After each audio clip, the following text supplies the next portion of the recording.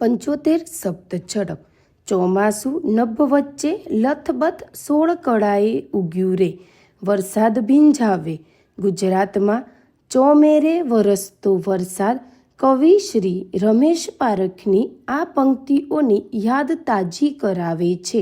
જો કે ગુજરાત એવું ભાગ્યશાળી રાજ્ય છે કે જ્યાં ચોમાસામાં તો આકાશી વરસાદ મન મૂકીને વરસે જ છે. સાથે સાથ છેલ્લા 2 દાયકા કરતાં વધુ સમયથી ગુર્જરવાસીઓ સતત અને અવિરત વિકાસની વર્ષામાં પણ ભીંજાઈ રહ્યા છે. પેરા તાજેતરમાં વડાપ્રધાન શ્રી નરેન્દ્રભાઈ મોદીએ સાણંદમાં CG semi outsource semiconductor assembly and test ફેસિલિટીના કરેલા ઉદ્ઘાટનના કારણે ગુજરાત સેમિકન્ડક્ટરના વૈશ્વિક મેપ પર ચમકશે. એટલું જ નહીં, દૈનિક 1.5 કરોડ ચિપ્સની ક્ષમતા સાથે આગામી 5 વર્ષમાં 5,000થી વધુ રોજગારીની તકોના સર્જનનું સાક્ષી બનશે. સેમિકન્ડક્ટર ક્ષેત્રે સાણંદની હેટ્રિકના અવસરે વડાપ્રધાનશ્રી ₹700-600 કરોડના સીજી સેમિકન્ડક્ટરના કોમર્શિયલ ઉત્પાદનના આધુનિક ઓટ્સ પ્લાનનો શુભારંભ કરાવ્યો. પેરા વડાપ્રધાનશ્રીની જેમ જ કેન્દ્રીય ગૃહમંત્રી શ્રી અમિતભાઈ શાહ જ્યારે પણ ગુજરાતની મુલાકાતે આવે છે ત્યારે લોકોને મળતી સુવિધાઓમાં હંમેશા વધારો નોંધાઈ રહ્યો છે.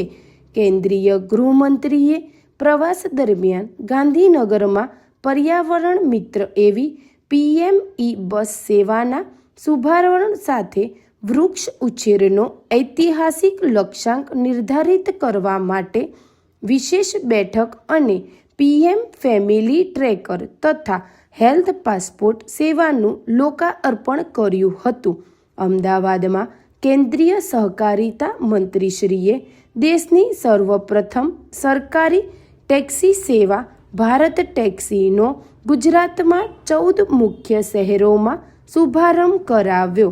પેરા વડાપ્રધાનશ્રીએ શરૂ કરેલી વાઇબ્રન્ટ ગુજરાત સમિતિને મુખ્યમંત્રી શ્રી ભૂપેન્દ્રભાઈ પટેલના નેતૃત્વમાં નવી દિશા મળી. મહેસાણા, રાજકોટ અને સુરત એમ 3 વાઇબ્રન્ટ ગુજરાત રિજનલ કોન્ફરન્સની સફળતા બાદ હવે મધ્ય ગુજરાતના 10 જિલ્લાઓને આવરી લેતી VGRCમાં આ વિસ્તારોના ઔદ્યોગિક વિકાસની નવી તકો અને ભાગીદારીને મંચ આપવામાં આવ્યો છે. અહેવાલ મુજબ અત્યાર સુધી યોજાયેલી 3 VGRCમાં કુલ 9,499 MOU દ્વારા અંદાજે ₹13.30 લાખ કરોડના રોકાણ માટે સમજૂતી કરાર કરવામાં આવ્યા છે.